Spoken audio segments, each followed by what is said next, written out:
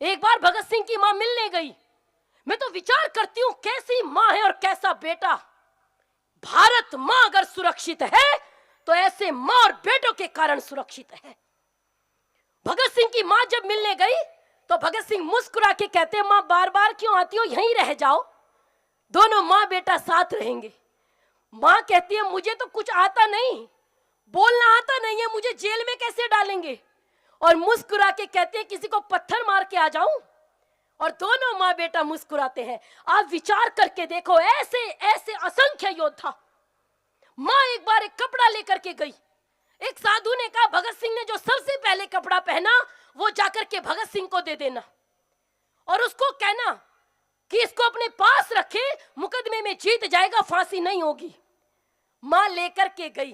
भगत सिंह मुस्कुरा के बोले, फिर ले आइयो उपचार। उनको कहते हैं, इसको संभाल के रखना, ये कब का कपड़ा है। मां ने कहा, तूने जो सबसे पहले पहना था ये वो कपड़ा है। भगत सिंह ने कहा, इसको रखना, अगली बार जब आऊंगा इन अंग्रेजों को देश से भगाने के लिए दोबारा ये कपड़ा पहनूंगा, उसके लिए सुरक्षित रखो, आज मुझे ये नहीं चाहिए। ऐसे ऐसे शहीदों की चिताओं पर लगेंगे हर बरस मेले। ये मेला ही तो है। अपने बच्चों को प्रेरणा दो। हमको लगता है कि हमारे देश के लिए क्या करें। वेद में कहा गया, वयम तुभ्यम बलिहर्तः स्याम, माता भूमि पुत्रो हम पृथिव्या। ये भूमि हमारी मां है।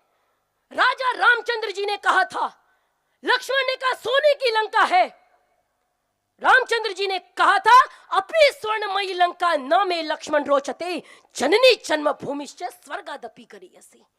लंका सोने की है लेकिन मुझे अच्छी नहीं लगती, क्योंकि जननी और जन्मभूमि तो स्वर्ग से भी बढ़ के होती है। भगत सिंह के घर में जो क्रांति की ज्वाला जगाई। और आज कई लोग क्या कहते हैं, भगत सिंह नास्तिक था। 12 साल का बच्चा भी बता रहे थे आदरणीय ठाकुर साहब, 12 साल का बच्चा। हमारे 12 साल के बच्चे को तो ये नहीं पता चलता स्कूल में ड्रेस कौन से दिन कौन सी पहननी है। और मां मुस्कुरा के कहेंगी, अरे ये छोटा है अभी तो, मिट्टी के लोदे इनको उठा के रखो, ये म्यूजियम में काम आएंगे। 12 साल का बच्चा भगत सिंह, और अपने 12 साल के बच्चे को देख लो। 12 साल का बच्चा जलियांवाला बाग हत्याकांड के अगले दिन जनरल डायर ने गोलियां चलवाई।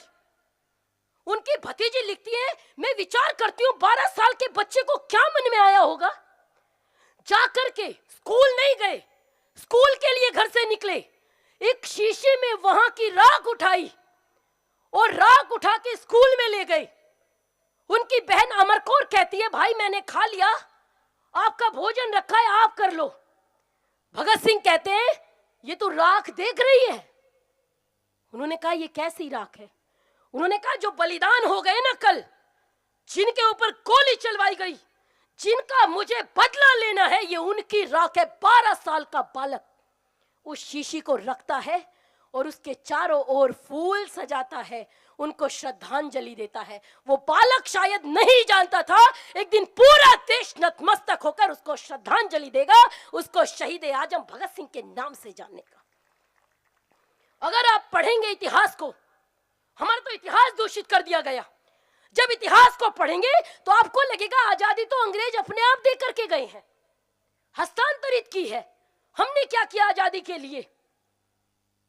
आओ वो गीत की पंक्तियां याद करो, आओ बच्चों तुम्हें दिखाएं झांकी हिंदुस्तान की, इस मिट्टी से तिलक करो, ये धरती है बलिदान की।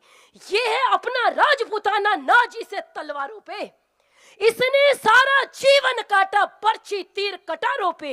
यहां प्रताप का वचन पला है आजादी के नारों पे, कूद पड़ी थी यहां हजारों पद्मिनियां अंगारों पे।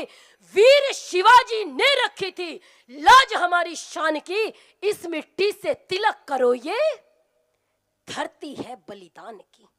क्यों है बलिदान की धरती। आज कहते हैं भगत सिंह नास्तिक था। कई बार आपने सुना होगा, ये हम सब ने सुना होगा, भगत सिंह तो नास्तिक था, ईश्वर को नहीं मानता था। जब भगत सिंह सगाई की डेट तय हो गई और भगत सिंह अपने घर को छोड़ करके चले गए, आराम से मां से कहा जितनी तैयारी करनी है कर लो। जब पूरी तैयारी हो गई तो भगत सिंह ने एक पत्र पिता की डोर में छोड़ दिया और चले गए। पता है उस पत्र में क्या लिखा था। उसमें लिखा था, पूज्य पिताजी सादर नमस्ते। ओम, ओम से शुरुआत की।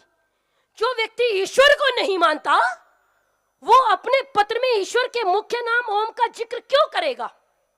और अगली पंक्ति लिखी, पूज्य पिताजी नमस्ते। आपको स्मरण होगा जब बचपन में मेरा यज्ञोपवीत संस्कार हुआ था, तब मेरे दादा अर्जुन सिंह ने मुझे और मेरे भाई को, दोनों को गायत्री माता को साक्षी मान के ईश्वर को, भारत मां को समर्पित कर दिया था और कहा था, तुम खिदमत हिंदुस्तान में मैं तुमको दान करता हूं। मेरा जीवन तो दान हो चुका है। आप विचार करके देखो, जिसका यज्ञोपवीत संस्कार स्वयं पंडित लोकनाथ तर्क वाचस्पति ने किया। पता है कौन थे पंडित लोकनाथ तर्क वाचस्पति? वो व्यक्ति थे जिन्होंने यज्ञ रूप प्रभु हमारे यज्ञ प्रार्थना लिखी थी, जिनके पुत्र राकेश शर्मा पहले अंतरिक्ष यात्री थे। उसका नाम भगत सिंह है। ऐसी क्रांति की ज्वाला 23 मार्च एक तारीख नहीं है। जब जा रहे थे तांगे से बैठ के, कितने संस्मरण सुनाऊं। मां बैठ करके जा रही है, सुखदेव बैठे हैं और भगत सिंह बैठे हैं। मां ने कहा, मां विद्यावती कहती हैं, सुखदेव तुम मेरे बेटे को बिगाड़ रही हो, ये इधर उधर की जो बातें करता है ना, ये तुम्हारे ही कारण करता है। तो पता है भगत सिंह ने क्या उत्तर दिया? मां ने सुखदेव को कहा, तुम एक थप्पड़ लगाऊंगी हंसी में। तो भगत सिंह ने कहा, मां इसको डांटो मत, इससे मुझे बहुत प्यार है, ये बड़े घर का लाडला बेटा है। आप विचार करके देखो, बड़े घर का लाडला बेटा भारत मां पे अपना जीवन समर्पित करता है, अपने रक्त की आहुति अर्पित करता है, इस अग्नि की समिधा में स्वयं को समिधा की भांति अर्पित करता है। और आज बड़े घर का बेटा क्या करता है वो मुझे बताने की आवश्यकता नहीं है। आज जिस भूमि पे बैठे हैं, ये धरती है बलिदान की। लाला लाजपत राय को जब साइमन कमीशन गो बैक के नारे लगाए गए, साइमन कमीशन वापस जाओ के नारे लगाए गए, 18 साल की उम्र में नौजवान सभा की स्थापना कर ली थी भगत सिंह ने। आप विचार करके देखो, लाला लाजपत राय नेतृत्व कर रहे थे और जब डंडे बरसाए गए, सबसे आगे लाला लाजपत राय थे, सबको डंडे मारे गए। लाला लाजपत राय ने शाम को भाषण देते हुए कहा था, मेरे शरीर पर पड़ी एक एक लाठी अंग्रेजी साम्राज्य में कील का काम करेगी, तुम्हारे राज्य को उखाड़ फेंकेगी। अंग्रेजी सरकार ने चुनौती दी थी। आप विचार करो, परतंत्रता की बेड़ियों में जकड़ा हुआ यह समाज था, उसके बाद भी भारत मां के वीर सपूतों ने संकल्प किया कि हम सैंडर्स का वध करेंगे। अभी आप सुन रहे थे, स्कॉट का वध करना था, उनको लगा यही सैंडर्स था।